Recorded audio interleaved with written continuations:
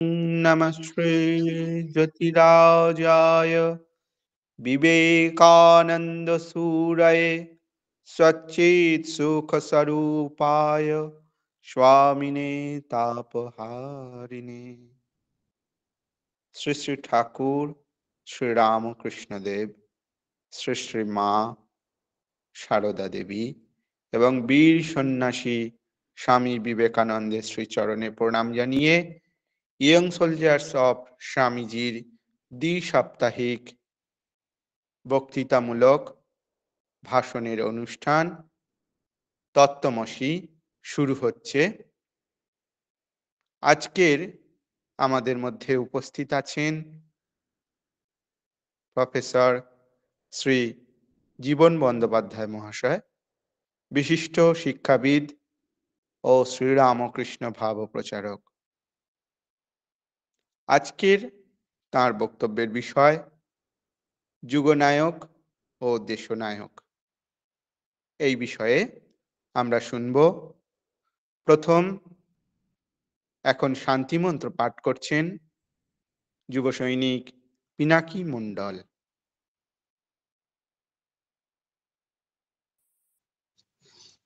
ওম শ্রী গুরুভ্যো নমঃ। হরিঃ ওম। সহনা ভবতু সহনৌ ভুনাক্তু সহ বীর্যং কর্বাবহৈ তেজস্বিনাবধীতমস্তু মা বিদ্বিষাবহৈ।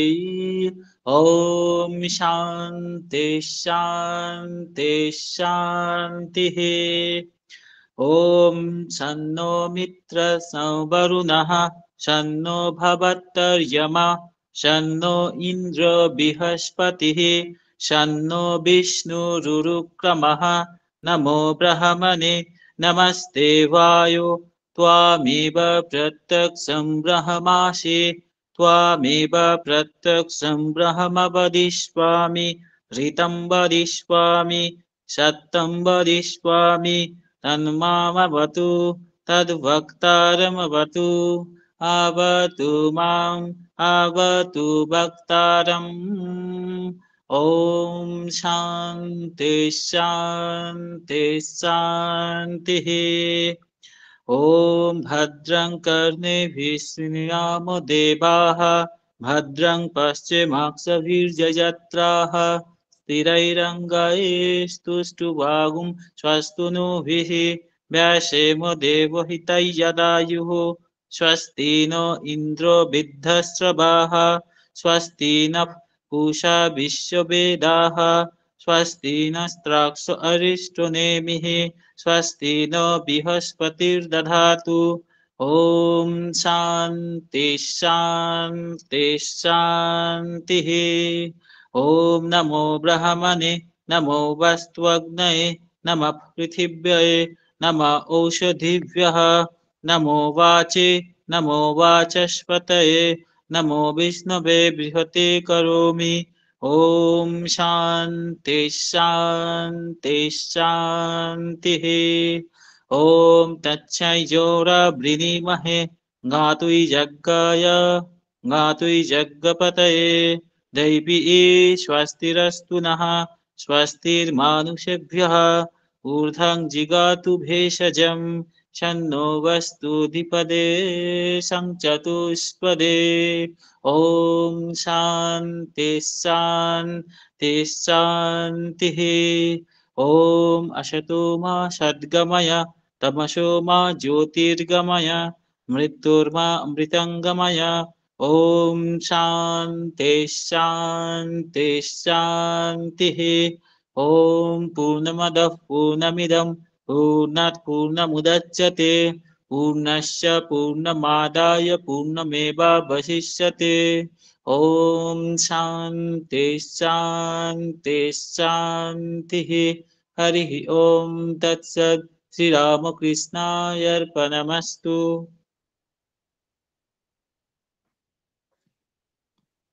শ্রীমৎ স্বামী চণ্ডিকানন্দ মহারাজের বিখ্যাত সঙ্গীত বীর সেনাপতি বিবেকানন্দ ওই যে ডাকিছে আয় রে আয়, আহ্বানে তার আপনা ভুলিয়া কত মহারথী ছুটিয়া যায়। সেই রথী মহারথীদের মধ্যে অন্যতম হলেন নেতাজি সুভাষচন্দ্র বসু।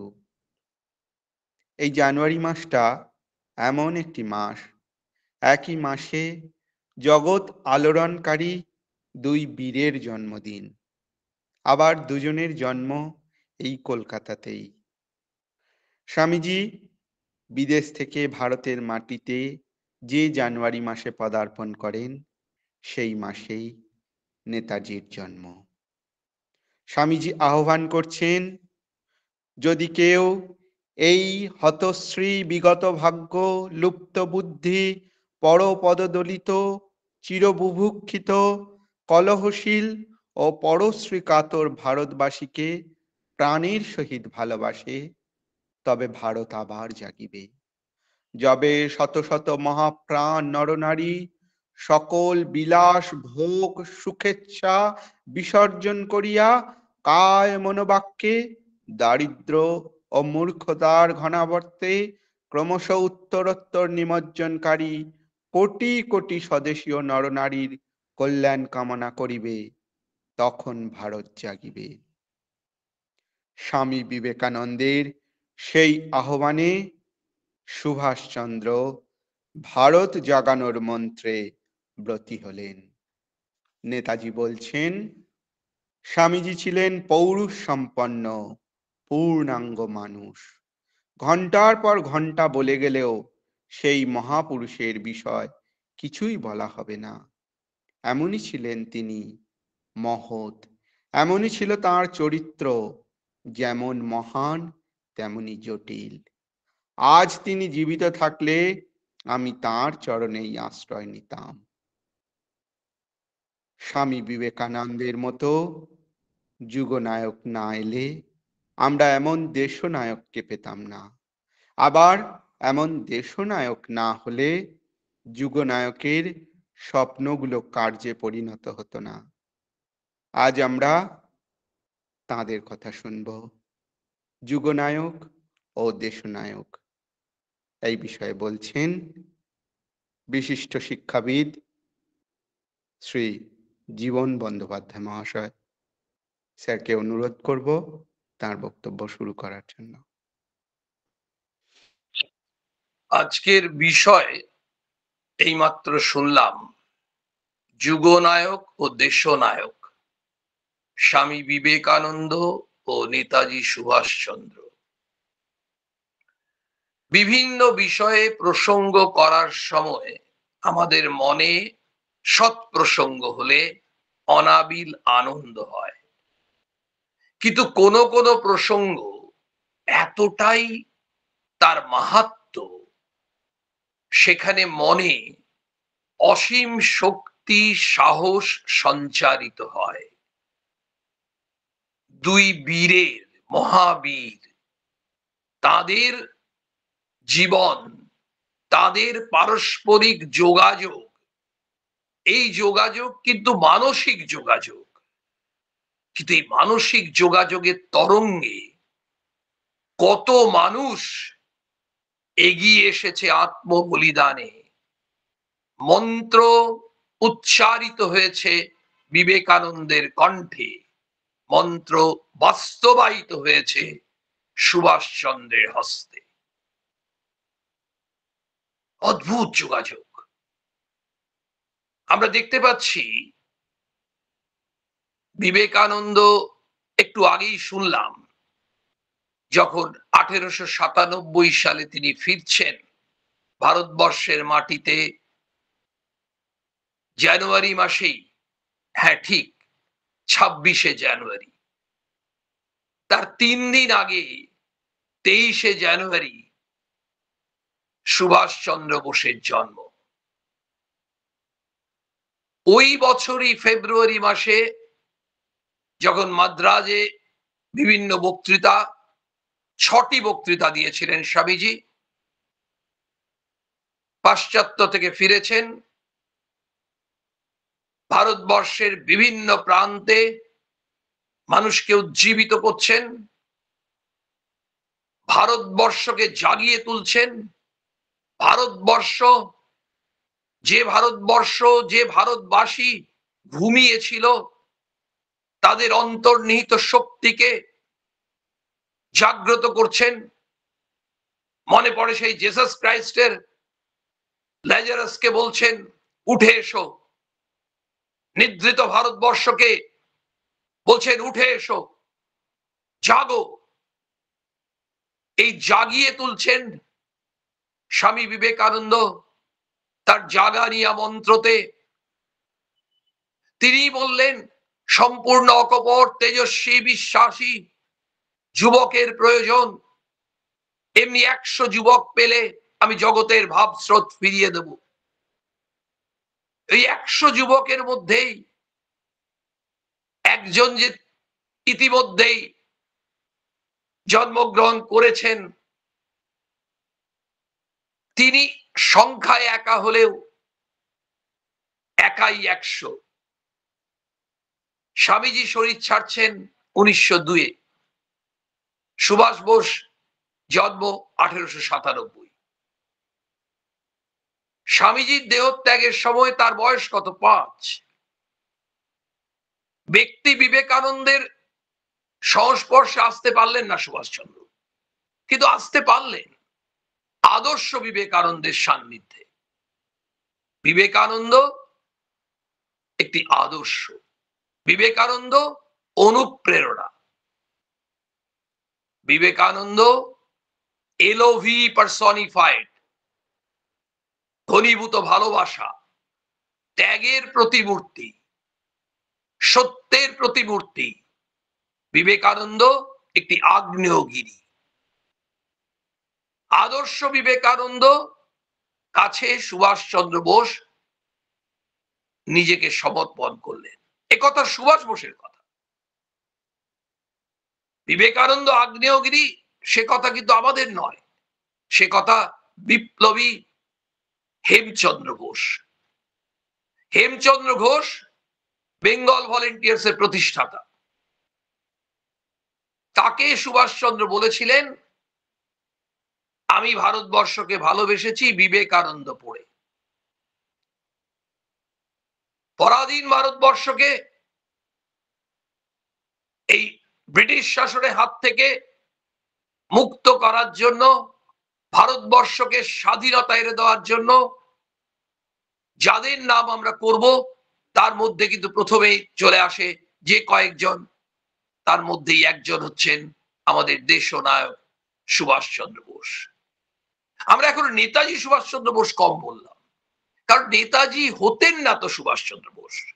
তার বন্ধু বলছেন, চারুচন্দ্র গঙ্গোপাধ্যায়, তিনি বলছেন সুভাষচন্দ্র বোস একটি ব্যারিস্টার হতে পারতেন। হ্যাঁ, পারতেন, তার সেই ক্ষমতা ছিল, তার সেই প্রতিভা ছিল। বিবেকানন্দকে না পেলে তিনি নেতাজি হতেন না। শ্রীরামকৃষ্ণের সান্নিধ্যে না এলে নরেন্দ্রনাথ বিবেকানন্দ হতেন না। বিবেকানন্দের সংস্পর্শে না এলে মার্গারেট এলিজাবেথ নোবেল ভগিনী নিবেদিতা হতেন না।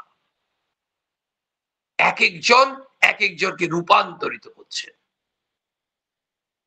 সব থেকে ইন্টারেস্টিং আমাদের কাছে লাগে যে কয়েকজনের কথা আমরা বললাম, যে কয়েকটা কম্বিনেশনের কথা আমরা উচ্চারণ করলাম, তার মধ্যে শ্রীরামকৃষ্ণ বিবেকানন্দ কম্বিনেশনটি, শ্রীরামকৃষ্ণ নরেন্দ্রনাথ কম্বিনেশনটি, তাদের সাক্ষাৎ হচ্ছে। নরেন্দ্রনাথ ঠাকুরের কাছে এসেছেন, ঠাকুর তৈরি করছেন। মার্গারেট নোবেল ইংল্যান্ডে স্বামী বিবেকানন্দের দর্শন পাচ্ছেন, তার কাছে অনেক কিছু শিক্ষা পাচ্ছেন, কিন্তু যখন ভারতবর্ষে আসার তার এত আকুতি দেখে বিবেকানন্দ তাকে অনুমতি দিচ্ছেন, বিবেকানন্দ সেই মার্গারেট নোবেলকে ভারত সেবায় নিবেদিত করলেন, নাম রাখলেন নিবেদিতা। তার মানে তাদের কন্ট্যাক্ট হলো। কিন্তু অদ্ভুত, এই কম্বিনেশনটি সুভাষ বোস এবং বিবেকানন্দ, এনাদের সাক্ষাৎ কন্ট্যাক্ট হচ্ছে না। অথচ এই বিবেকানন্দই প্রভাবিত করছে। সুভাষচন্দ্র বোস তার আত্মজীবনীতে লিখছেন, বিবেকানন্দ এন্টার্ড মাই লাইফ, প্রবেশ করে গেলেন আমার জীবনে। অদ্ভুতভাবে আমাদের জীবনে যদি ন্যূনতম ভাবে বিবেকানন্দ প্রবেশ করেছেন, সুভাষচন্দ্র প্রবেশ করছেন, তাহলে আমাদের জীবন ধন্য হয়ে উঠবে, আমাদের জীবন রূপান্তরিত হতে বাধ্য। কারণ বিবেকানন্দ সাগরে স্নান করলে আমাদের মনের মলিনতা, ঈর্ষা, সংকীর্ণতা, স্বার্থ চিন্তা এ ধুয়ে মুছে যেতে বাধ্য। এই মহাসমুদ্র বিবেকানন্দ মানে ব্যাপ্তি, বিবেকানন্দ মানে গভীরতা। কিসে? ভালোবাসার ব্যাপ্তি, ভালোবাসার গভীরতা। মানুষকে ভালোবাসো, জনসেবা। সুভাষ বোস বলছেন বিবেকানন্দের জনসেবা আসলে স্বদেশ সেবা।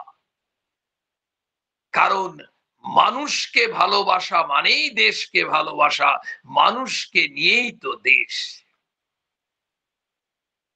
স্বামীজি বললেন ম্যান মেকিং এডুকেশন, নিবেদিতা বলছেন নেশন মেকিং এডুকেশন। জাতি গঠন, মানুষ গঠন, তফাৎ তো খুব বেশি কিছু নেই। মানুষ যদি গঠিত হয় তাহলে তো জাতি গঠিত হবে। আমরা একটু হেমচন্দ্র ঘোষের কথাটাই ফিরে আসি। তিনি বললেন তারা যখন যুবক 18, 19, 20, তখন স্বামী বিবেকানন্দের দর্শন পান।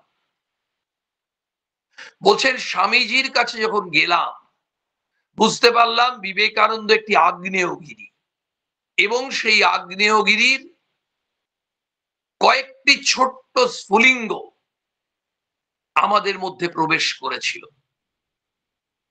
বলছেন এই আগুনের অনুমাত্র যদি কারোর মধ্যে প্রবেশ করে তা নিষ্ক্রিয় থাকতে পারে না। ইয়াং সোলজার্স অফ স্বামীজি, তোমরা সত্যিকারের বীর সেনাপতি বিবেকানন্দ যে ডাক দিয়েছেন তার তোমরা যুব সৈনিক। সেই যুব সৈনিক তোমাদের মধ্যে কিন্তু বিবেকানন্দের নামক আগ্নেয়গিরির আগুনের স্ফুলিঙ্গ প্রবেশ করে গেছে। হেমচন্দ্র ঘোষের কথায় নিষ্ক্রিয় থাকতে পারে না, ইনঅ্যাক্টিভ থাকবে না, থাকতে পারে না, ইনার্ট থাকতে পারে না। এবং পরবর্তী ক্ষেত্রে হেমচন্দ্র ঘোষ বলছেন যে যদি ভারতবর্ষের স্বাধীনতা সংগ্রামে বেঙ্গল ভলেন্টিয়ার্স এর ন্যূনতম ভূমিকা থেকে থাকে তাহলে ওই সেদিনের ওই আগুনের স্ফুলিঙ্গ যেটি আমাদের মধ্যে কয়েকটি কিশোর, কয়েকটি যুবকের মধ্যে প্রবেশ করেছিল তার প্রভাব সেটি সক্রিয় ভূমিকা নিয়েছে। সুভাষ বোস বিবেকানন্দকে পাচ্ছেন কোথায়, কখন পাচ্ছেন? তিনি তো বললেন Vivekananda interred by life. Yes, আমাদের প্রত্যেকের জীবনে কোনো না কোনো সেই শুভ মুহূর্ত আসে যখন প্রবেশ করে। তার মধ্যে প্রবেশ করেছিল 14-15 বছর বয়সে। 14-15 বছর বয়স মানে এখনকার দিনে যারা ক্লাস 9-এ পড়ে। এই ধরনের 9-10-এ পড়া ছেলে মেয়েদের মধ্যে যদি বিবেকানন্দ ভাব প্রবেশ করে তারা ডাক্তার হবে না ইঞ্জিনিয়ার হবে, ব্যাংক ম্যানেজার হবে না অ্যাডভোকেট হবে, রিক্সা চালক হবে না টোটো চালক হবে, ব্যবসায়ী হবে না চাকুরিজীবী হবে, সেটা ইম্পর্টেন্ট নয়। তারা মাথা উঁচু করে মানুষের পাশে দাঁড়াবে, মানুষের মতো মানুষ হবে যদি বিবেকানন্দ ভাবনা প্রবেশ করে। সুভাষচন্দ্র বোসের সেটি হচ্ছে আমাদের উজ্জ্বল দৃষ্টান্ত। আমরা আজকের যুবক যুবতীরাও অনেক সময় বিভ্রান্ত। আমরা কি সিদ্ধান্ত ঠিক নিচ্ছি? আমার মনে পড়ে T N Seshan chief election commissioner ছিলেন এক সময়, যখন ওদের ভোটার কার্ড শুরু হয়। সেশন সাহেব একবার ওই ধরনের খুব বিভ্রান্তির মধ্যে ছিলেন যে আমাকে অনেক সিদ্ধান্ত নিতে হয়, সঠিক নিচ্ছি না ভুল নিচ্ছি। বেলুর মঠে আসেন তদানীন্তন প্রেসিডেন্ট মহারাজ, প্রিভিয়ার প্রেসিডেন্ট মহারাজের কাছে আসেন। তাকে প্রণাম করে প্রশ্ন করলে তিনি উত্তর দেন, যদি কোনো সিদ্ধান্ত শুধুমাত্র নিজের কল্যাণ হয় তাহলে ভুল, আর যদি কোনো সিদ্ধান্তে দেশের মানুষের কল্যাণ হয় তাহলে সে ঠিক। উনি বুঝতে পেরে গেলেন, কারণ ওনাকে অনেক সিদ্ধান্ত নিতে হতো ওই পদে আসীন থেকে, যেটি সাধারণ মানুষের কাজ। এই সাধারণ মানুষের কাজে ঝাঁপিয়ে পড়েছেন সুভাষ বোস। তার বয়স তখন কত? তার বয়স তখন 17-18 কি 19। তিনি কলকাতায় প্রেসিডেন্সি কলেজে পড়ছেন, কটকে গেছেন, তখন ওই কলেরা, বসন্ত, ম্যালেরিয়া মারাত্মক এক ভয়ঙ্কর রূপ নিয়েছে। কত মানুষ মারা যাচ্ছে, কত মানুষ যন্ত্রণায় কাতর, আপনজন আত্মীয় স্বজন তারা ছেড়ে চলে যাচ্ছে। সংক্রামক তো। নার্সিং ব্রাদারহুড, সুভাষ বোস তার দল গঠন করলেন। বিবেকানন্দের আদর্শ আর তার সেই নিঃস্বার্থ চিন্তা, নিঃস্বার্থ ভাবনা, আত্মত্যাগের মন্ত্র সুভাষ বোসের মধ্যে ঢুকে গেছে। তো 14-15 বছর বয়সে তো সুভাষ বোসের মধ্যে বিবেকানন্দ ঢুকে পড়েছে। আত্মনিষ্ক্রিয় থাকতে পারেন না। তিনি ঝাঁপিয়ে পড়লেন। আপনজন, তথাকথিত রক্তের সম্পর্কের আত্মীয়, তারা ছেড়ে চলে যাচ্ছে। তারা ওই কয়েকটি যুবক ঝাঁপিয়ে পড়ে আত্মবলিদান করার জন্য প্রস্তুত। কোথাও শবদেহ নিয়ে শ্মশান যেতে হচ্ছে, কোথাও একেবারে নিজেকে বিসর্জন দিয়ে তাদেরকে সেবা শুশ্রূষা করতে হচ্ছে। তাদের মধ্যে কোনো ভয় নেই, অসীম সাহস। কি করে সম্ভব? বিবেকানন্দের অভিমন্ত্র তাদেরকে অসীম সাহস সঞ্চারিত। এমন নয় যে সুভাষ বোস একদিনে নেতাজি তৈরি হয়ে গেছে। সবাই কিন্তু নিজেকে প্রস্তুত করেন।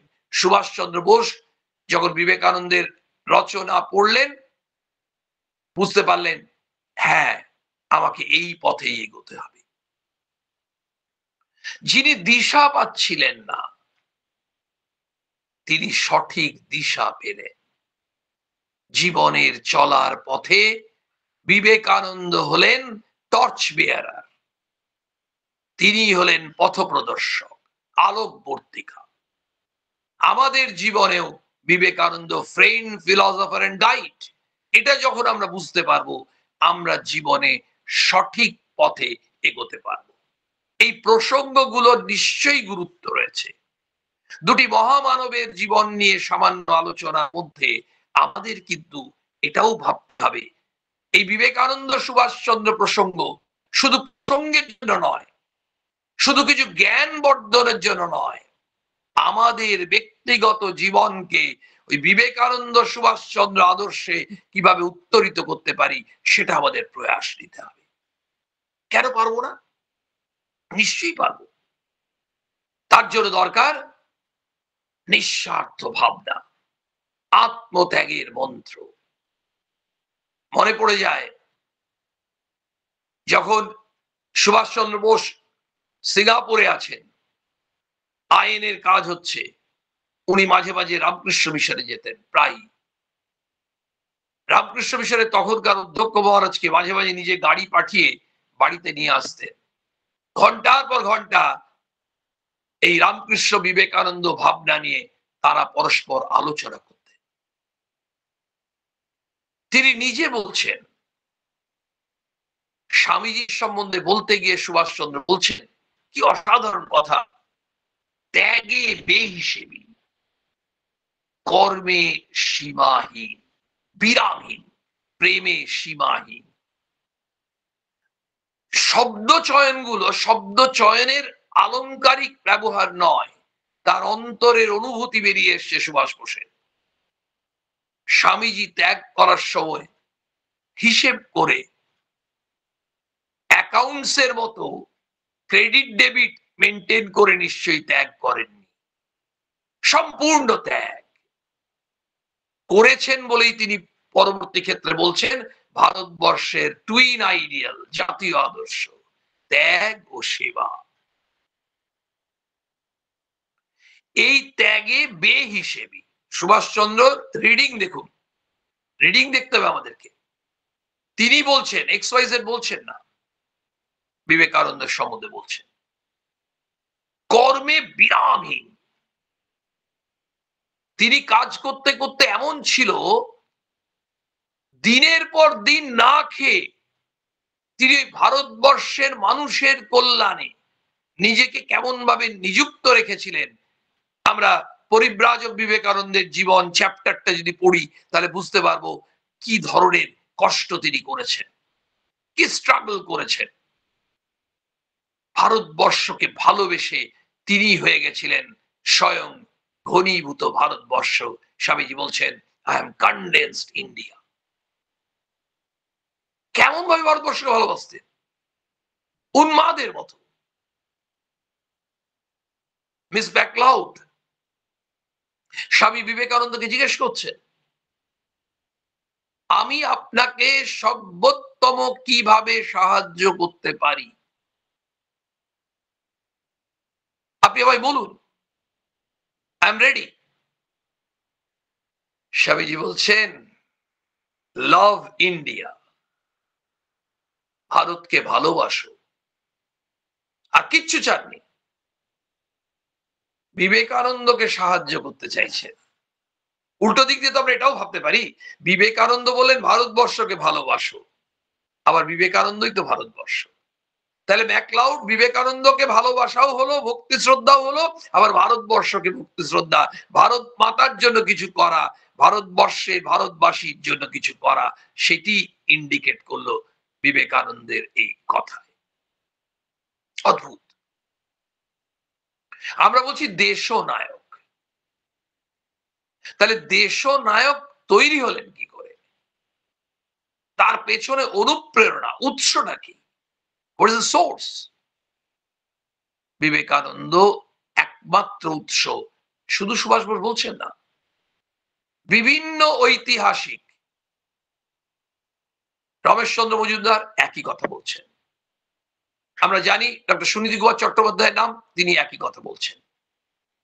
তার বন্ধু এইমাত্র আমরা শুনলাম, তিনি একই কথা বলছেন। অসংখ্য মানুষের অ্যানালিসিস, উইদাউট বিবেকানন্দ আমরা নেতাজিকে পেতাম না। তাই একজনের পেছনে আরেকজনের যে ভূমিকা, তাহলে এখানে ওদের লক্ষ্য করতে হবে দেশনায়কের কাজ হচ্ছে দেশের কাজ করবেন। তখন পরাধীন ভারতবর্ষ, তখন মূল কাজ কি, ওর একমাত্র কাজ হচ্ছে পরাধীনতার শৃঙ্খল থেকে ভারতবর্ষকে মুক্ত করা, ব্রিটিশের ওই শাসনের বদলে শোষণ, ওইখান থেকে ভারতবাসীকে মুক্ত করা। সেটা কে করবেন? যারা নেতৃত্ব দিতে পারবেন। কে সর্দার, কে লিডার? আজকে তো সারা দেশ জুড়ে এত এত লিডার। বিবেকানন্দ লিডার কেমন বলছেন? সেই সর্দার যে সিরদার, যে নিজেকে আত্ম বলিদান করতে পারবে, সেই সত্যিকারের নেতা। প্রকৃত নেতার সংজ্ঞা বিবেকানন্দ দিয়ে দিলেন। সেই ধরনের নেতা, সেই ধরনের নায়ক সুভাষচন্দ্র। কিন্তু আমাদের মনে হতে পারে, অনেকের মনে হতে পারে, আমাদের মানে বহু মানুষের মনে হতে পারে, তাহলে স্বামী বিবেকানন্দ সরাসরি রাজনীতিতে যোগদান করলেই তো পারতেন। সুভাষ বোস তৈরি হলেন, এটা আমরা বুঝতে পারলাম আদর্শ বিবেকানন্দের দ্বারা অনুপ্রাণিত হয়ে। তাহলে আরো আগে ভারতবর্ষ স্বাধীন হতে পারত। এই প্রশ্ন আমরা করছি কি সরাসরি করেছিলেন দক্ষিণ ভারতের কিছু যুবক, স্বামী যখন ফিরলেন পাশ্চাত্য থেকে ফিরে, বিশ্ববিজয়ী বিবেকানন্দ, তাকে নিয়ে মানুষের কি উদ্দীপনা, কি আনন্দ, চারিদিকে যেখানে যাচ্ছেন হাজারে হাজারে মানুষ বিবেকানন্দকে দর্শন করতে ছুটছেন। মাদ্রাজের কাছে একটা খুব ছোট্ট স্টেশন, সেখানে মানুষ শুনেছেন। যে ট্রেনে বিবেকানন্দ যাচ্ছেন সেই ট্রেনটি ওই রেল লাইন দিয়ে যাবে ওই ছোট্ট স্টেশনটি দিয়ে। ছোট্ট স্টেশনটাই ট্রেনটা দাঁড়াবে না রেলের নিয়ম অনুসারে। একেবারে পাগল হয়ে গেছে মানুষ, এক পলক তাকে দেখবেন। তারা গিয়ে স্টেশন মাস্টারকে রিকোয়েস্ট করলেন ট্রেন দাঁড় করাতে হবে। স্টেশন মাস্টার বললেন, আমি নিরুপায়। ওই শয়ে শয়ে মানুষ রেল লাইনের উপর শুয়ে পড়লেন। ট্রেনের দাঁড়াতে বাধ্য হলো। তারা বিবেকানন্দকে ওই দূর থেকে একবার দর্শন প্রণাম করলেন। এই উৎসাহ উদ্দীপনা, যে দক্ষিণ ভারতের যুবকরা বিবেকানন্দের পাশ্চাত্য গমনের পেছনে তাদের যে সাপোর্ট সব দিক দিয়ে, সেই দক্ষিণ ভারতের কিছু যুবক তাকে প্রশ্ন করছে, আপনি সক্রিয় রাজনীতিতে আসছেন না কেন? আপনি ভারতবর্ষকে স্বাধীন করে দিচ্ছেন না কেন? আপনার তো এক বিশাল ক্ষমতা। স্বামী উত্তর দিচ্ছেন, ভারতবর্ষকে কালই স্বাধীন করে দিতে পারি, কিন্তু স্বাধীনতা রাখবে মানুষ কোথায়? আর সক্রিয় রাজনীতিতে যোগ করতে পারেন না, যোগদান করতে পারেন না কেন? কারণ তিনিই তো বেলুড় মঠের নিয়ম করেছেন। বেলুড় মঠের সন্ন্যাসীরা সক্রিয়ভাবে রাজনীতিতে যুক্ত হতে পারেন না। তিনি তো নিয়ম লঙ্ঘন করতে পারেন না। নিয়ম তৈরি করার পর বিবেকানন্দ পারেন না। অনেক ক্ষেত্রে হয় rule makers are the rule breakers. Vivekananda সাধারণ মানুষ নন। এই যে শিবাবতার বিবেকানন্দ, তিনি এসেছেন, তার গুরু নিজে বলেছেন, তার গুরুদেব স্বয়ং শ্রীরামকৃষ্ণ বলছেন বিবেকানন্দকে দায়িত্ব দিয়ে গেছিলেন মাতৃভূমিকে পুনরুজ্জীবিত করতে। আমরা জানি না অনেকেই, শ্রীরামকৃষ্ণ তাকে এই দায়িত্ব দিয়ে গেছেন। তিনি বলছেন একদিন তার এক শিষ্যকে, তার মনটা খারাপ, বিমর্ষ। শিষ্য বলছেন, আপনার মন খারাপ কি? বলছেন, আমি ভাবছি তোরা বুঝতে পারছিস না, আমার মনে এক বিরাট চিন্তা। আমার গুরুদেব যে দায়িত্বটি দিয়ে গেছেন সেটি আমার জীবনের ব্রত, মাতৃভূমিকে পুনরুজ্জীবিত করতে হবে। আমি ভাবছি আমি কি পারবো করতে? তার মাথায় বিশাল দায়িত্ব। কিন্তু এই বিবেকানন্দ করছেন, অনেকের মধ্যে দিয়ে করছেন। তার শক্তি ট্রান্সফার হচ্ছে। তিনি সরাসরি মাঠে খেলছেন না, কিন্তু তিনি খেলছেন। একটি ঘটনা, একটি প্রসঙ্গ বলি, আমাদের সেখান থেকেও কিছুটা আমরা উদ্ধার করতে পারবো এর সঙ্গে একটি সম্পর্ক। জানকীনাথ বসু সুভাষচন্দ্রের বাবা। এক্ষেত্রেও বলা যেতে পারে জানকীনাথ বসুর জন্ম আর বিবেকানন্দের জন্ম প্রায় এক সময়। দুজনে 2-3 বছরের হয়তো বড় ছোট। তাহলে বিবেকানন্দের সেই অর্থে উত্তর সাধক কিন্তু সুভাষ বোস হচ্ছেন।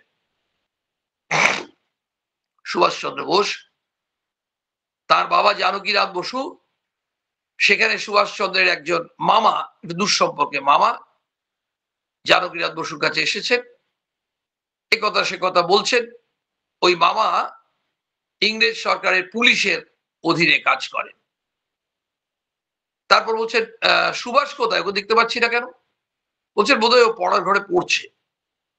মামা গিয়ে পড়ার ঘরে ঢুকে হঠাৎ করে দেখছেন দেওয়ালে বেশ কয়েকটা ছবি। অরবিন্দ, কানাইলাল, আরো বেশ কয়েকজন বিপ্লবীদের ছবি। আবার পাশে দেখছেন স্বামী বিবেকানন্দের ছবি। মামা ইংরেজ সরকারের পুলিশের অধীনে কাজ করতেন। তিনি বললেন, সুভাষ কি করেছিস কি? তুই কাদের ছবি লাগিয়ে রেখেছিস? এরা হচ্ছে দেশদ্রোহী, এরা আসামি, এরা সব খুনোখুনি করে, সব ছবিগুলো সরিয়ে দে। তিনি বলছেন, সুভাষ বোস বলছেন, কিন্তু স্বামী বিবেকানন্দ তিনি তো সন্ন্যাসী। বলছেন, সন্ন্যাসী ওই হচ্ছে পান্ডা।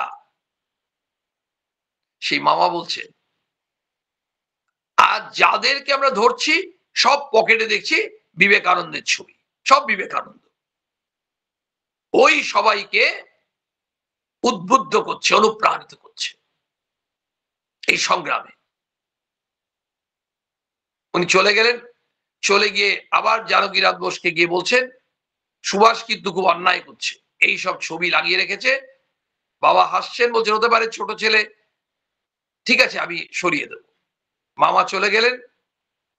ইতিমধ্যে সুভাষ বোস বেরিয়েছেন, সন্ধ্যের দিকে বাড়িতে ঢুকে দেখছেন ঘরে ওই ছবিগুলো একটাও নেই, একটি মাত্র ছবি আছে, স্বামী বিবেকানন্দের ছবি। বাবা যে কোনো কারণে হোক সব ছবিগুলো সরিয়ে দিয়েছেন, বিবেকানন্দের ছবিটি সরাননি। সুভাষ বোস ছবির কাছে গিয়ে প্রণাম করে বলছেন, যাক তুমি আছো, তুমি থাকলেই তো হলো, তুমিই তো আদর্শ। তুমি নিজের মুক্তির জন্য কিচ্ছু করছো না, তুমি দেশের মুক্তির জন্য করছো।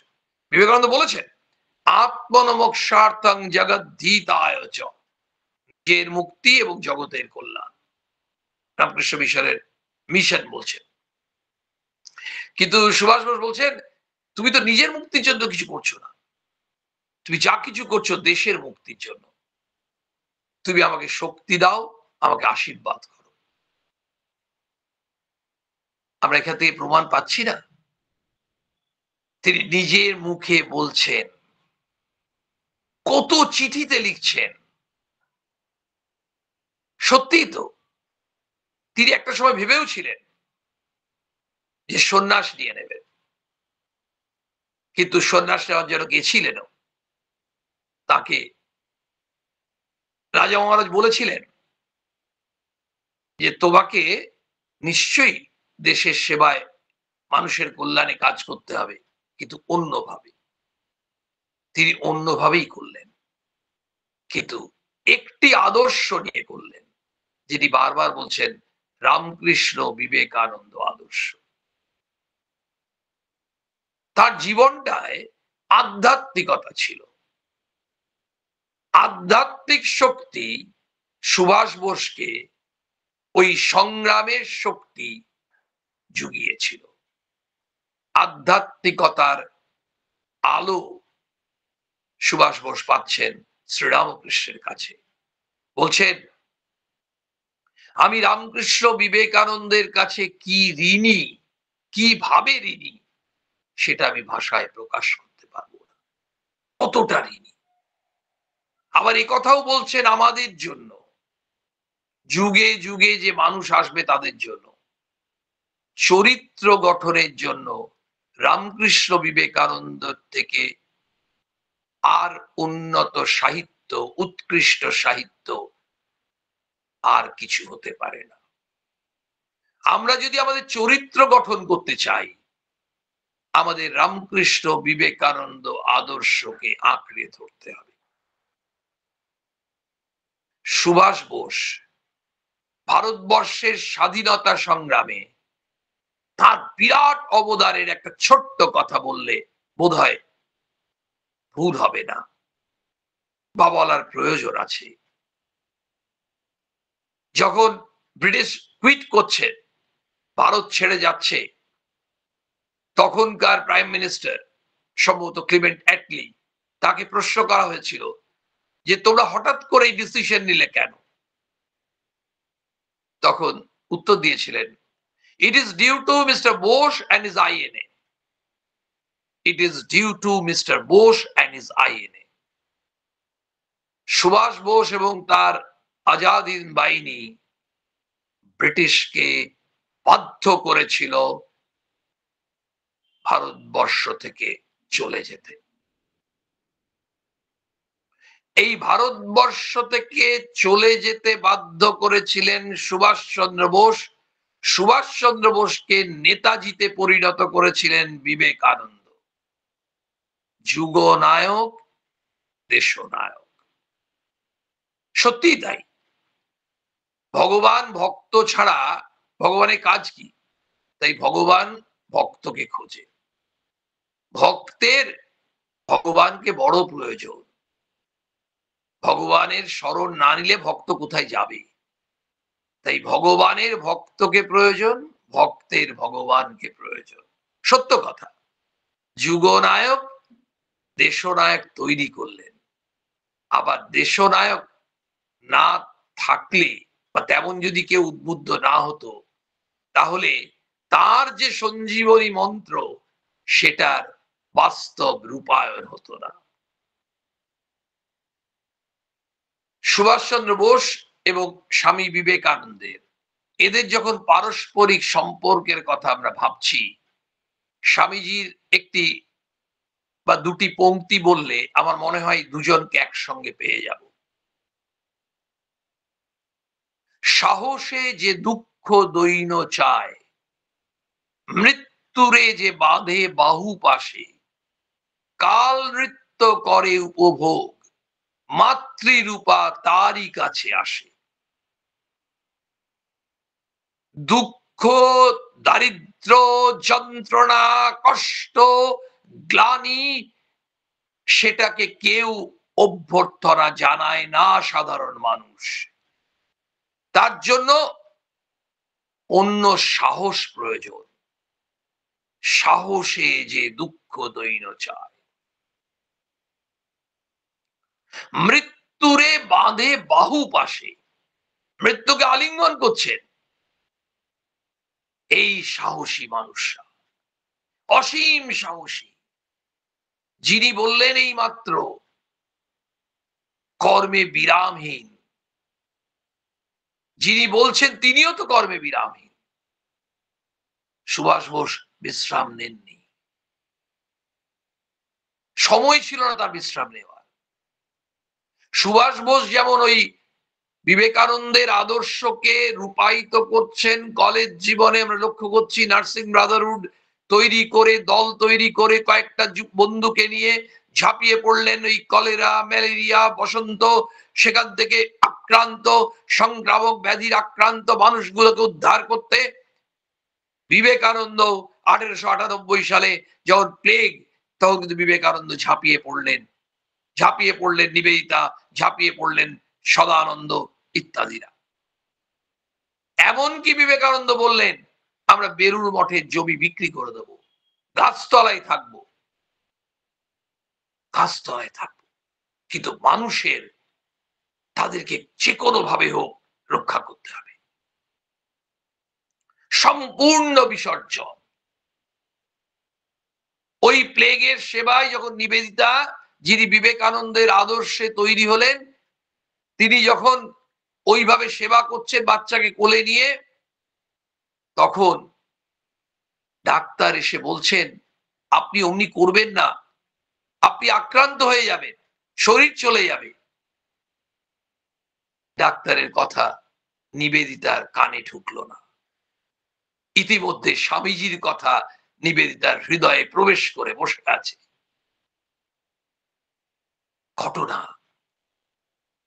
এই যারাই আত্মবলিদান করছেন তাদের জন্যই প্রযোজ্য স্বামীজির এই কথা, মৃত্যুরে যে বাঁধে বাহু পাশে, আলিঙ্গন করছে। তারা ভয় পান না তো। মৃত্যু তাদের কাছে কোনো ভয়ঙ্কর জিনিস নয়। কাল নৃত্য করে উপভোগ, মাতৃরূপা স্বয়ং মা শ্যামা তার কাছে আসেন। মা শ্যামা বলাতে মনে পড়ছে, সুভাষ বোস যখন মান্দালয় জেলে, সেখানে সরস্বতী পুজো করেছেন। প্রতিদিন জেলে কালী মায়ের ধ্যান করতেন। বলছেন শক্তির সাধনা, দুর্গা, কালী, এই যত আমরা এই শক্তির আরাধনা করতে পারবো ততই আমাদের ভয় বিনাশ হবে। বিবেকানন্দই বলতে পারেন, শুধু কনডেন্সড ইন্ডিয়া বলছেন না, বিবেকানন্দই ওই নিদ্রিত ভারতবর্ষকে জাগাচ্ছেন। যখন ফিরলেন মাদ্রাজের বক্তৃতায় বলছেন, আগামী 50 বছর আমাদের আরাধ্যা দেবতা হন ভারত মাতা, বাকি সব অকেজো দেবতাকে ভুলিলেও চলিবে। অদ্ভুত লাগে আমাদের, তাই না? আগামী 50 বছর, তারপরে তার মধ্যে ইন্ডিকেট করে দিলেন ভারতবর্ষ স্বাধীন হয়ে যাবে 1897, 1947। সত্যদ্রষ্টা ঋষির কথা কি আর মিথ্যা হয়? তিনি এইভাবে উদ্বুদ্ধ করছেন, এবং উদ্বুদ্ধ করেছেন বলেই আজকে আমরা নেতাজি সুভাষচন্দ্রকে পেয়েছি। আমরা এই কিছুক্ষণ আগেই শুনলাম প্রখ্যাত স্বাধীনতা সংগ্রামী হেমচন্দ্র ঘোষের কথা। এমনি অসংখ্য যারা আমাদের লক্ষ্য করতে হবে, কিন্তু বিবেকানন্দের পরে ঠিক যাদের কাছে ডাইরেক্টলি আসছে, অরবিন্দ, নিবেদিতা ইত্যাদিরা, এরা যেন এই মঞ্চ থেকে প্রস্থান নিচ্ছেন, ঢুকছেন গান্ধীজি, সব স্বামীজির ভাব নিয়ে প্রস্থান নিচ্ছেন, ঢুকছেন সুভাষচন্দ্র, পরপর তৈরি হয়ে যাচ্ছে রিলে রেসের মতো। গান্ধীজি বলেছেন না, আমি ভারতবর্ষকে ভালোবাসতাম, কিন্তু বিবেকানন্দকে পড়ে ভারতবর্ষের প্রতি ভালোবাসা সহস্র গুণ বেড়ে গেছে। কে বলেননি? সুভাষচন্দ্রের কথা শুনলাম, পরিষ্কার বলছেন, আমি বিবেকানন্দকে পড়ে ভারতবর্ষকে ভালোবেসেছি। ভারতবর্ষের জন্য যে মানুষটা করলেন অপরিসীম অবদান, সেই দেশনায়ক স্বীকার করছেন, তাকে পড়ে তবে ভারতবর্ষকে ভালোবাসতে শিখলাম। তাহলে কেন শিখলাম? ওই একটা মানুষের জন্য, তিনি হচ্ছেন স্বামী বিবেকানন্দ, যুগ নায়ক, যিনি ভালোবাসলেন, যারা ভালোবাসলেন, তার মধ্যে আজকে আমরা যার নাম করছি বারবার, গতকাল যার জন্মদিন ছিল নেতাজি সুভাষচন্দ্র, তিনি দেশনায়ক। আজকে আমাদের এই যুগ নায়ক এবং দেশনায়ক স্বামী বিবেকানন্দ এবং নেতাজি সুভাষচন্দ্র, এই অসাধারণ একটি বিষয়ের উপরে সামান্য আলোচনা করার বিনম্র প্রয়াস রাখলাম। অবশ্যই এই young soldiers of Swami Vivekananda সবাইকে সংগ্রামী অভিনন্দন, ভালোবাসা, শুভেচ্ছা। যারা আরো অনেকে থাকেন, আপনারা অনেক ভক্তরাও থাকেন এখানে, তাদেরকে সকলকে আমার আন্তরিক শ্রদ্ধা প্রণাম। আর স্বামীজি নেতাজির কাছে প্রার্থনা, আমাদের মনের ভয় কাটিয়ে দাও, আমরাও যেন বলতে পারি, কি বলতে পারি? পূজা তাঁর সংগ্রাম অপার, সদা পরাজয় তাহা না ডরাক তোবা, চূর্ণ হোক স্বার্থ সাধমান, হৃদয় শ্মশান নাচুক তাহাতে সেবা।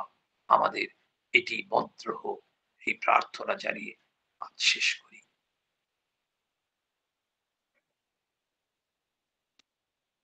আমরা এতক্ষণ অসাধারণ একটি বক্তব্য আলোচনা শুনছিলাম, মন্ত্রমুগ্ধের মতো। স্যারকে বারবার আমরা প্রণাম জানাই। বিনা প্রস্তুতিতেই তিনি এত সুন্দর একটি বক্তব্য স্বামীজি, নেতাজি, ভগিনী নিবেদিতা এবং বিপ্লবীদের কথা এত সুন্দরভাবে বললেন, আমরা খুবই আপ্লুত হয়েছি। এই বিষয়ে কারোর যদি কোনো প্রশ্ন থেকে থাকে, তিনি অবশ্যই আনমিউট করে প্রশ্ন করতে পারেন। আলোচনা বিষয়ের উপরেই যেন প্রশ্নটি হয়। ততক্ষণ একটি ঘোষণা। স্বামী বিবেকানন্দের আদর্শে যুব সমাজের উন্নত চরিত্র গঠনের লক্ষ্যে ইয়ং সোলজার্স অফ স্বামীজি নিত্যদিন কাজ করে চলেছে অনলাইনে, গুগল মিটের মাধ্যমে। এখানে রাজযোগ, জ্ঞানযোগ, ভক্তিযোগ এবং কর্মযোগের সমন্বয়ে প্রাত্যহিক দিনচর্চা শুরু হয় ভোর 5:30 থেকে 6:30 পর্যন্ত। বৈদিক শান্তিমন্ত্র, সংঘগীতি, স্বদেশ মন্ত্র, মনসংযোগ, সংকল্প বাক্য পাঠ, স্বামীজির বই পাঠ, শরীর চর্চা এবং সঙ্গীতের মাধ্যমে সম্পন্ন হয়। এছাড়াও বিভিন্ন সময়ে স্পোকেন হিন্দি ক্লাস, গানের ক্লাস, শ্রীমদ্ ভগবৎ গীতার ক্লাস হয়ে থাকে। এছাড়া সাপ্তাহিক পাঠচক্র, তত্ত্বমসী ও বিবেক জ্যোতির মতো অনুষ্ঠানও হয়। তাছাড়া নানা সামাজিক সেবামূলক কাজেও ইয়ং সোলজার্স অফ স্বামীজি দীর্ঘদিন যুক্ত আছে। একই রকম ভাবে মায়েদেরও একটি আলাদা গ্রুপ আছে, শারদায় নারী জাগরণ। সেখানেও তারা একই রকম ভাবে নিত্যদিন এই কাজগুলি করে চলেছেন। আমাদের মধ্যে নতুন কেউ যদি উপস্থিত থাকেন, আমাদের সঙ্গে যুক্ত হতে চাইলে চ্যাট বক্সে তার হোয়াটসঅ্যাপ নাম্বার লিখে দিয়ে আমাদের সঙ্গে যোগাযোগ রাখতে পারেন। এখন যদি কারোর কোনো প্রশ্ন থেকে থাকে, খুব কম সময়ের মধ্যে তিনি প্রশ্ন করতে পারেন।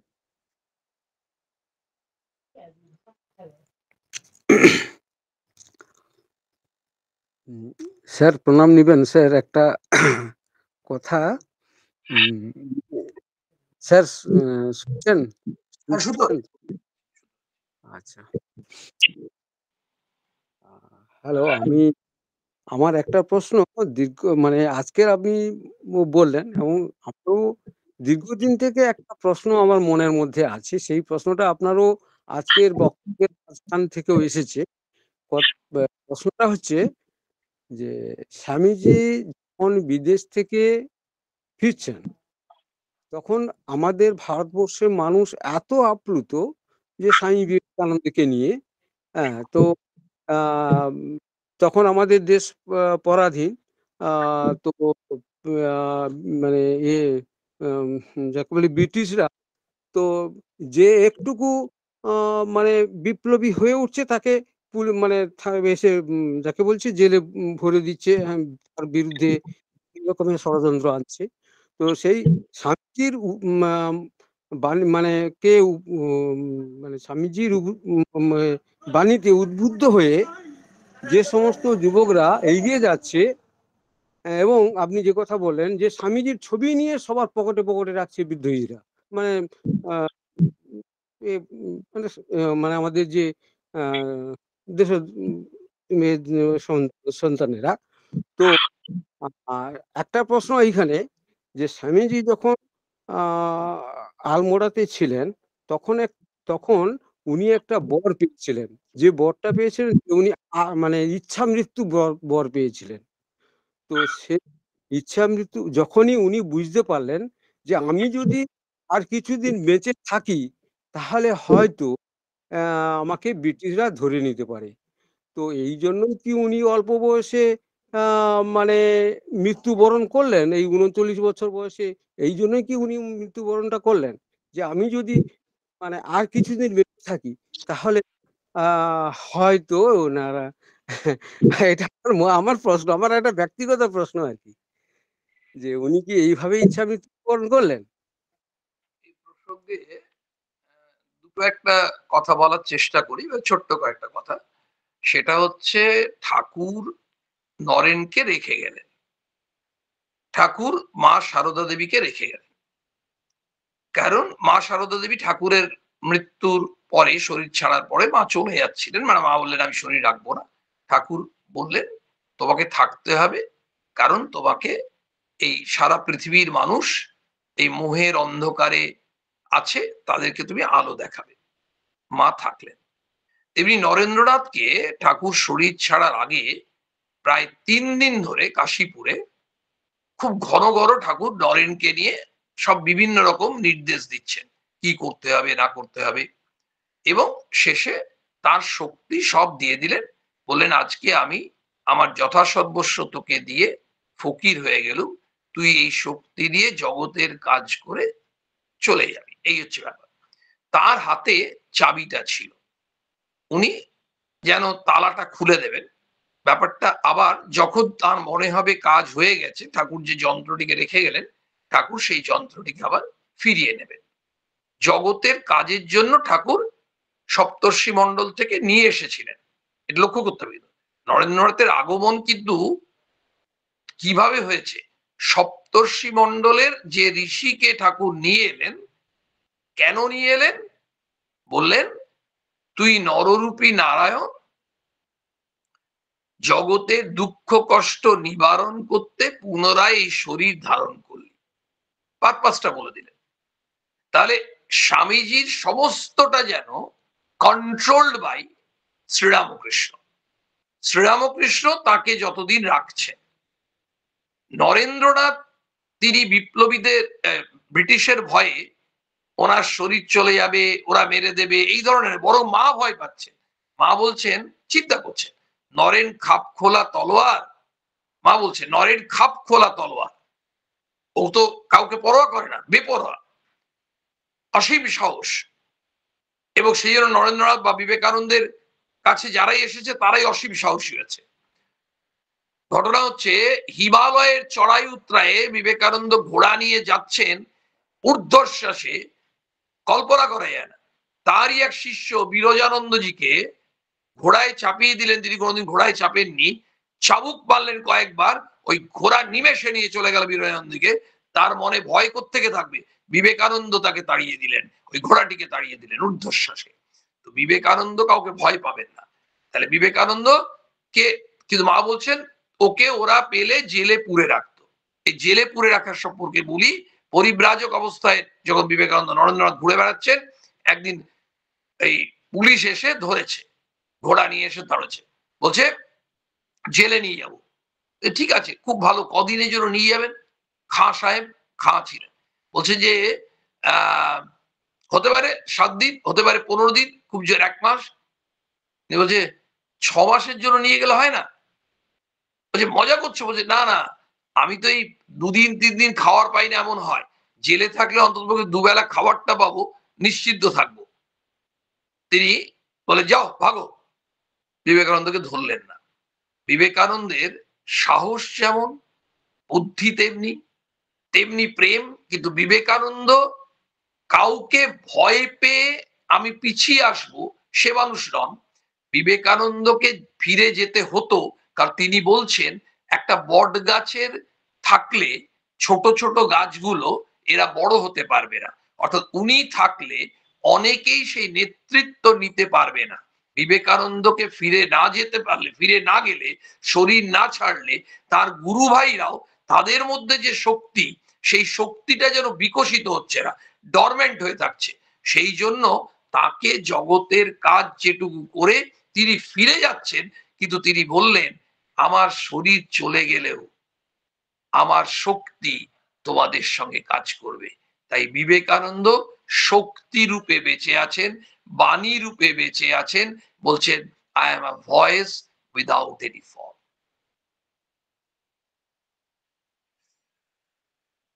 তাহলে উনি ইচ্ছা করেই গেছেন, বিবেকানন্দ তাহলে ইচ্ছা করেই 39 বছর বয়সেই মানে গুরুদেব শ্রীরামকৃষ্ণ তিনি যখন মনে করবেন যে বিবেকানন্দের কাজ হয়ে গেছে, কাজ তো আপনি বলতে পারেন, আমরা বলতে পারি কাজ তো কোনোদিন সম্পূর্ণ হয়নি, অসম্পূর্ণ অবস্থায় চলে গেলেন না।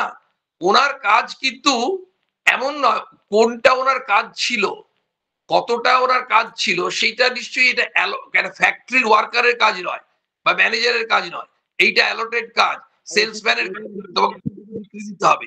এখানে কাজ হচ্ছে তিনি যে কাজের জন্য এসছেন সেই কাজ বোঝার মতো ক্ষমতা আমাদের নেই, কিন্তু তার গুরুদেব জানেন কোন কাজের জন্য এসছেন।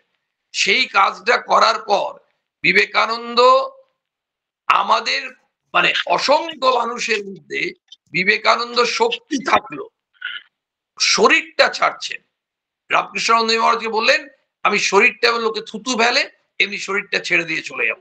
শরীরটা ছাড়লেন, কিন্তু শক্তিটা, বাণীটা, চিঠিটা, বক্তৃতাটা সমস্তটাই থাকলো। সবটাই কিন্তু আদর্শ আগুন রূপে যুগ যুগ ধরে মানুষকে, যুবক যুবতীদেরকে শক্তি জাগাবে, সাহস যোগাবে, যেমন যোগাচ্ছে।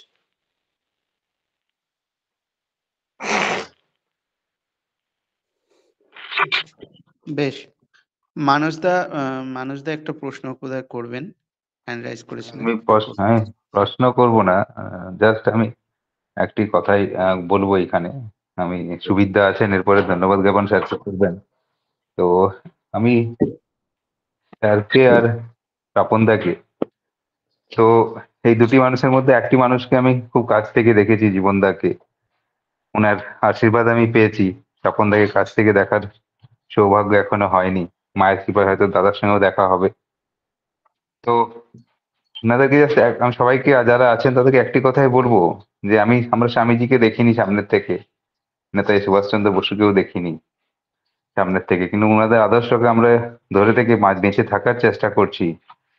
কিন্তু ওই মানুষগুলির যে ভাব, ওই মানুষগুলির যে কথা, সেই কথাগুলো যে আমরা নিতে পারছি, আমাদের মধ্যে যে ঢুকছে, তো সেই জন্য এই দুই দাদাকে আমার তরফ থেকে আমি অনেক ধন্যবাদ জানাবো। মানে ওনারা আমাদেরকে এতটাই আপন করে নিয়েছেন, মানে শেষ মুহূর্তে স্বপনদা আমাকে বলছেন যে আমার একটা অসুবিধা হয়ে গেছে, আমি জয়েন করতে পারবো না, আমি জীবনদাকে বলে দিয়েছি, উনি জয়েন করে দেবেন, উনি তোমাদের এটাকে করবেন।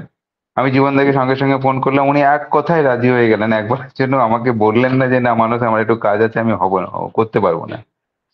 তো সেই দুটি মানুষকে আমাদের তরফ থেকে অনেক অনেক প্রণাম। এভাবেই দাদা আপনাদের আশীর্বাদ আমাদের মাথার উপর থাকুক।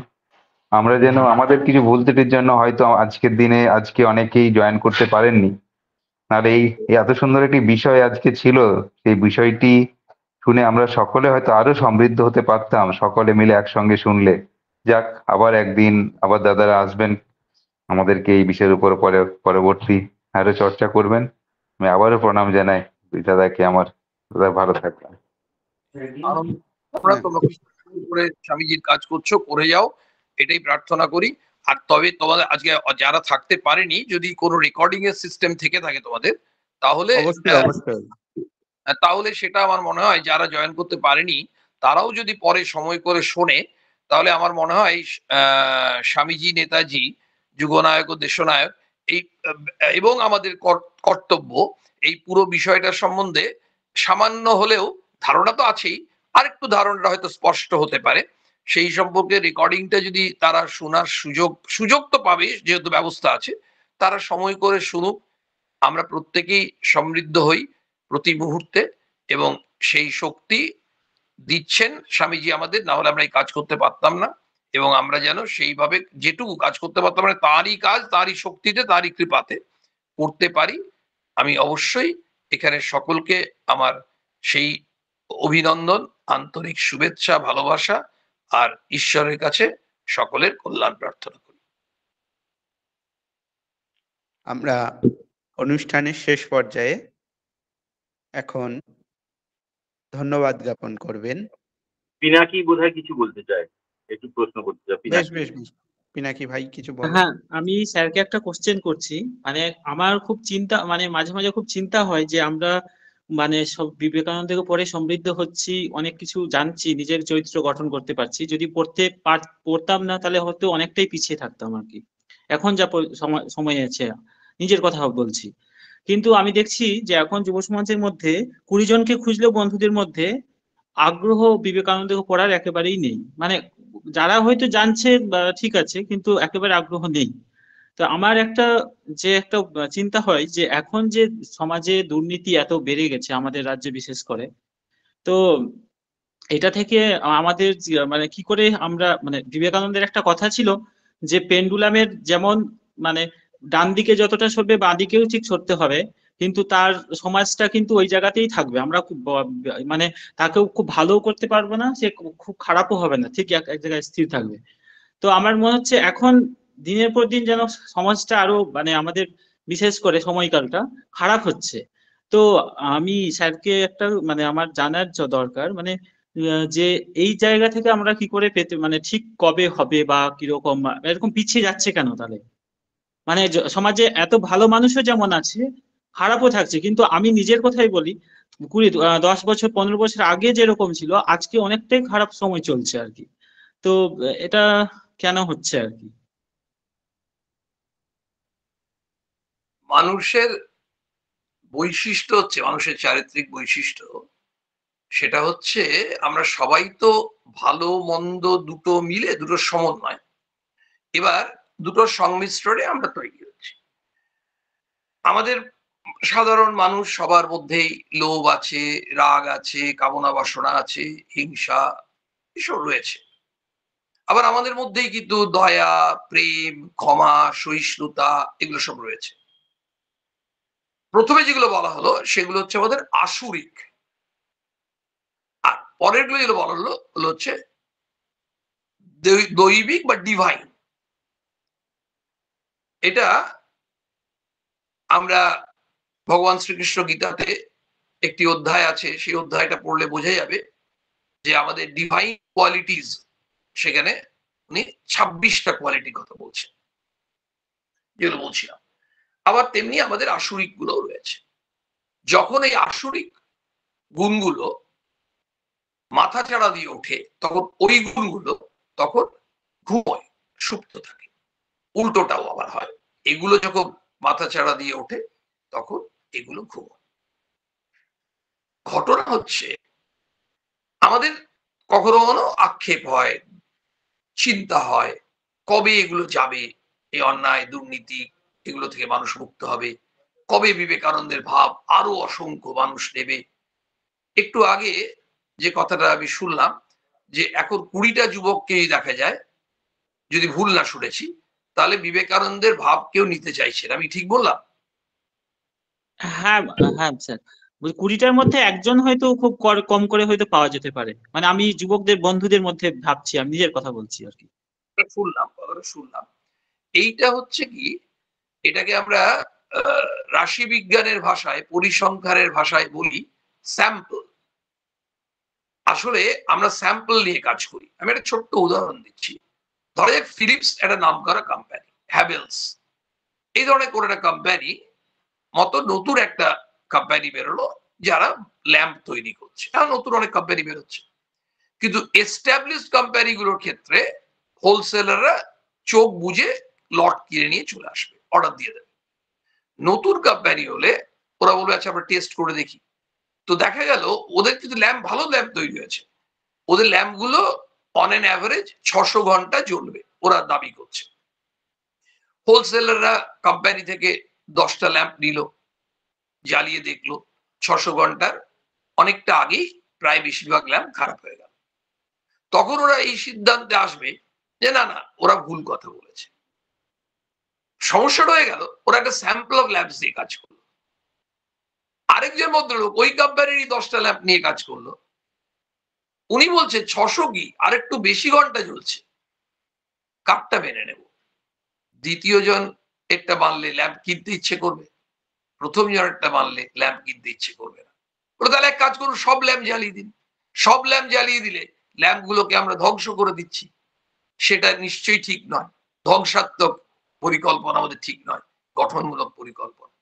তাই কখনো কখনো স্যাম্পলের উপর কাজ করে আমাদের সিদ্ধান্ত ঠিক হয় না, অথচ স্যাম্পলের উপর কাজ করতে হয়।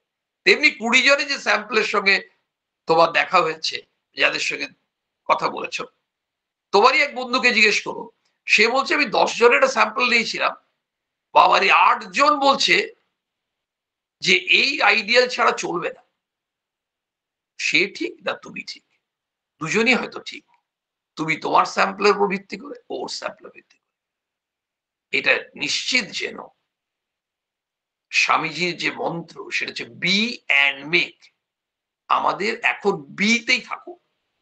আমি অনুরোধ করবো আমাদের সবাইকে বিতে থাকতে, মানে হই, আমরা হওয়ার চেষ্টা করি, হওয়াটা খুব কঠিন। অ্যান্ড মেক, এবার অন্যকে। নিজেরা যখন হব অদ্ভুত ভাবে, ওই করোনার মতো, মিজলস এর মতো, যেমন ওগুলো যেমন সংক্রামক, ঠিক একই ভাবে আমাদের এই ভালো ভাবনাও কিন্তু ছড়িয়ে পড়ছে।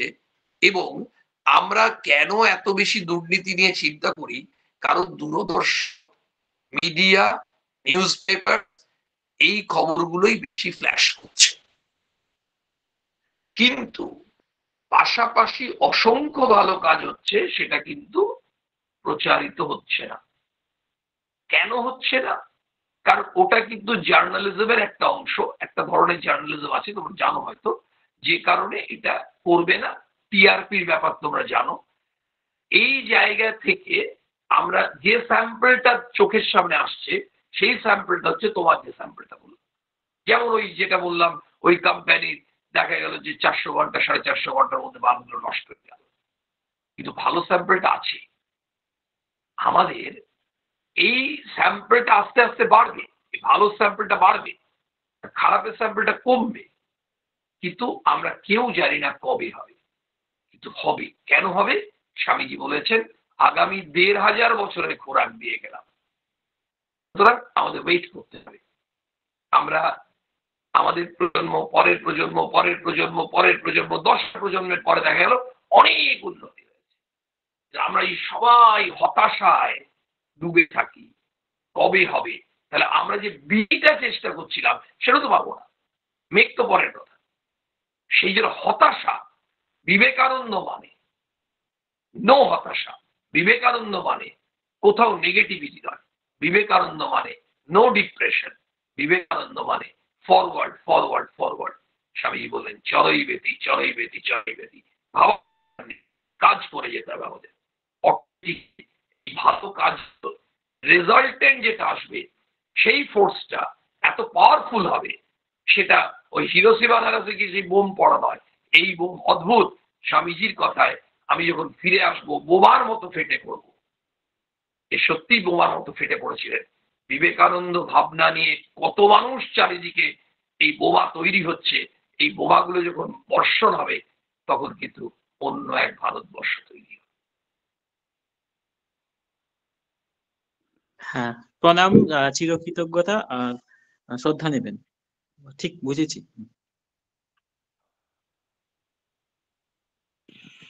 অসাধারণ আমরা একটা উত্তর পেলাম। স্যারকে আবারও প্রণাম। এখন আমরা ধন্যবাদ জ্ঞাপন করব। ধন্যবাদ জ্ঞাপন করবেন আমাদের যুব সৈনিক সুবীর কুমার দাস মহাশয়। দিব্যদ্রোহী পাদপদ্মে প্রণাম জানিয়ে প্রথাগত ধন্যবাদ জ্ঞাপনে আমি করার দায়িত্ব পেয়েছি। আমি বলছি যে আজ যে এক্সটেম্পো শোনালেন শ্রদ্ধেয় জীবন স্যার, আপনাকে ধন্যবাদ জানাবার কোনো ভাষা নেই। সত্যি এত অগাধ পাণ্ডিত্য থেকে আপনি এই এত সরল সহজ প্রাঞ্জল ভাষায় দুই মহামানবের জীবনীর এটা বললেন, জীবনীটা যেটা আমাদের সামনে ব্যাখ্যা করে দিলেন, এবং যে আদর্শগুলো আমাদের সামনে তুলে ধরলেন, স্বামীজির সেই আগ্নেয়গিরির অগ্নিস্ফুলিঙ্গ আমাদের সবার মধ্যে প্রবেশ করুক, এবং আমরা যাতে সেই অগ্নিস্ফুলিঙ্গ থেকে জারিত হয়ে আমরা যাতে সেইভাবে নিজেদের তৈরি করতে পারি, করতে পারি। মেঘ ঠিক আছে, সত্যি মেঘ পরে করবো, আগে নিজেরা হলে, নিজেরা যদি দৃষ্টান্ত হিসেবে সমাজের সামনে নিজেদেরকে তুলে ধরতে পারি, যাতে সেই স্বামীজি এর কথায়, সেই মহারাজের কথায়, যে আমরা যখন রাস্তা দিয়ে যাব পাশের লোকটা যেন বলে ওই দেখ ওই লোকটা স্বামীজি করে, ওই লোকটা স্বামীজি ভাবে, স্বামীজি কথা আদর্শ অনুযায়ী চলে, আমরা যেন সেরকম ভাবে নিজেদের তৈরি করতে পারি। দিব্যত্রয়ী পাদপদ্মে সেই প্রার্থনা জানাই।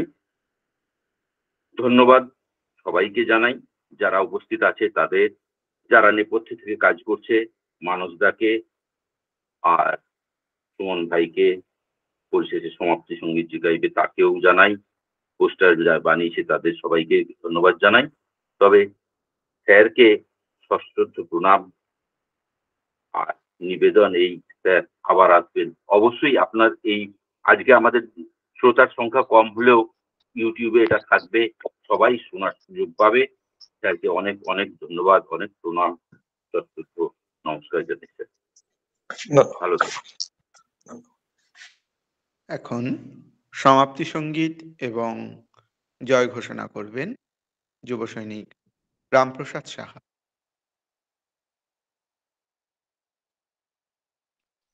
ঠাকুর মা স্বামীজির শ্রীচরণে প্রণাম জানিয়ে এবং স্যারকে আমার প্রণাম জানিয়ে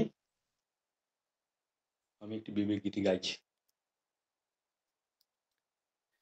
কে তুমি বাজালে নবীন রাগেতে ভারতের প্রাণবীণা।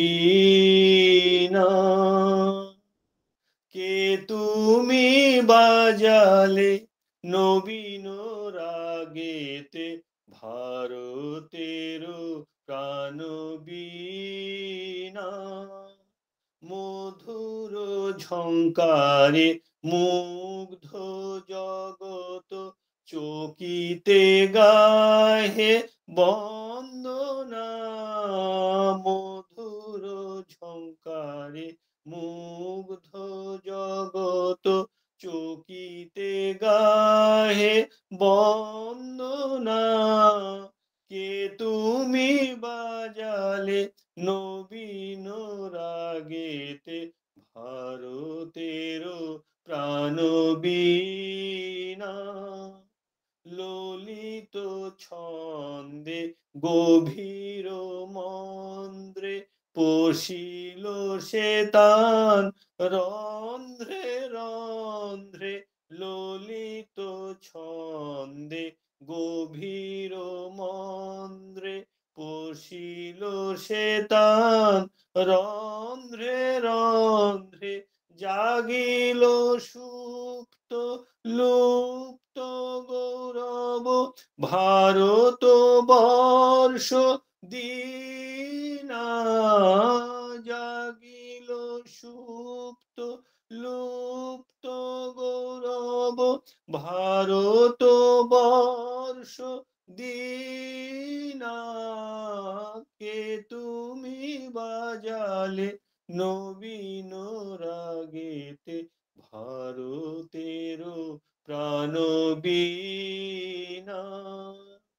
হিমাদ্রি শিখরে জলনিধি তীরে প্রাচ্যে প্রতীচ্যে দিগ দিগন্তরে। হিমাদ্রি শিখরে জলনিধি তীরে প্রাচ্যে প্রতীচ্যে দিগ দিগন্তরে। বেদান্ত মহিমা কেবল প্রচারে বর্ণিতে নারী সীমা।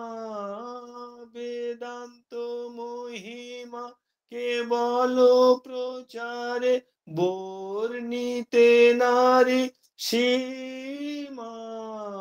কে তুমি বাজালে নবীন রাগেতে ভারতের প্রাণবীণা। গুরু পদে মন প্রাণ সমর্পণ মহাযোগী বেশ করিলে ধারণ করি। গুরু পদে মন প্রাণ সমর্পণ মহাযোগী বেশ করিলে ধারণ। জ্ঞান ভক্তি যোগ জীব সেবা ব্রত করিলে উদ্দীপনা। জ্ঞান ভক্তি যোগ জীব সেবা ব্রত করিলে উদ্দীপনা। কে তুমি বাজালে নবীন রাগেতে ভারতের প্রাণবীণা। কে তুমি বাজালে নবীন রাগেতে ভারতের প্রাণবীণা।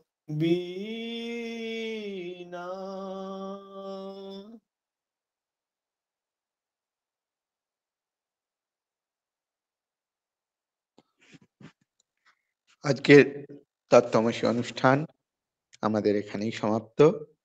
জীবন স্যারকে অনেক অনেক ধন্যবাদ, প্রণাম। আবার আমাদের এখানে আসার জন্য অনুরোধ জানাই। সবাইকে উপস্থিত থাকার জন্য অনেক অনেক ধন্যবাদ। মা ঠাকুর স্বামীজির আশীর্বাদ সকলের উপর বর্ষিত হোক। জয়দান জয়দান করুন। ওম আচ্ছা আচ্ছা जय श्री गुरु महाराज जी की जय। जय महामाई की जय। जय स्वामी जी महाराज जी की जय। ओम शांति शांति शांति। हरि ओम तत्सत। श्री राम कृष्णाय अर्पणमस्तु। নমস্কার, ধন্যবাদ। আবার আমরা সকালবেলায় মর্নিং প্র্যাকটিসে যোগদান করব। নমস্কার, শুভরাত্রি। আজকে কি হয়েছে বলুন তো? আজকে যেটা হয়েছে, আমার মনে হয় এই যে পোস্টারটি আছে না,